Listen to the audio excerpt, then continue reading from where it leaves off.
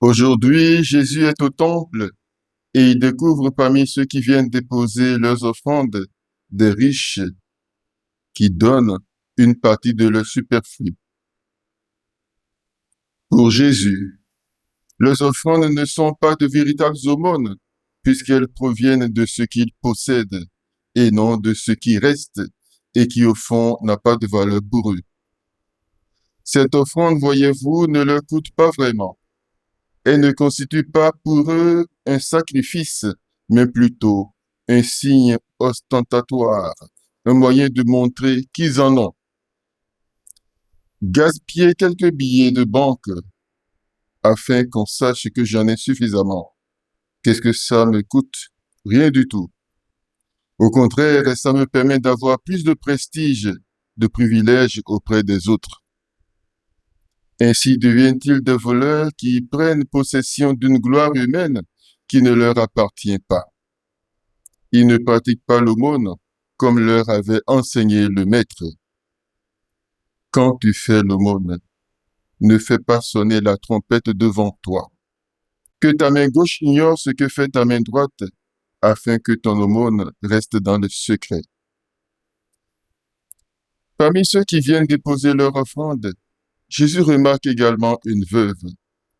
Elle est dans l'indigence, mais elle n'est pas venue demander.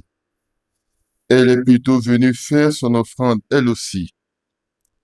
Elle est venue pour jeter deux petites pièces de monnaie, ce qui était tout ce qu'elle avait pour sa subsistance.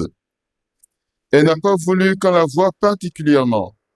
C'est Jésus qui fixe le projecteur sur elle et nous dit qu'elle a donné plus que tous les autres. Dans son indigence, elle donne tout. Elle donne sa vie. Ces deux pièces représentent sa pauvreté, le manque du nécessaire. Par ce geste, elle est devenue riche devant Dieu. Pour le Seigneur, cette femme a donné plus que tous. En ce sens, elle fait comme Jésus lui-même.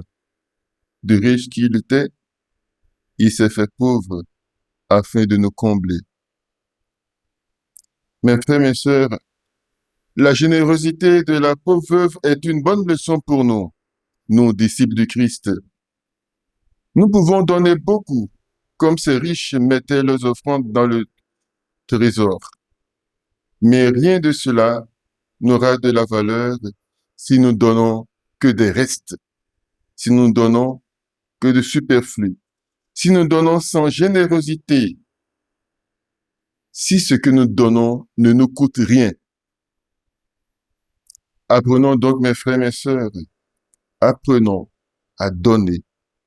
Apprenons à donner non seulement notre richesse, mais notre temps, un peu de nous-mêmes, quelque chose que cela nous coûte, pour participer ainsi au don de Dieu. Jésus qui se donne à nous. Apprenons à multiplier ces bonnes actions, ces petites choses qui passent inaperçues, ces petits aumônes, petits sacrifices, même petites prières. Beaucoup en ont besoin. Du fait qu'elles passent inaperçues, leur honnête intention est vue de Dieu. Et Dieu, il nous le revaudra.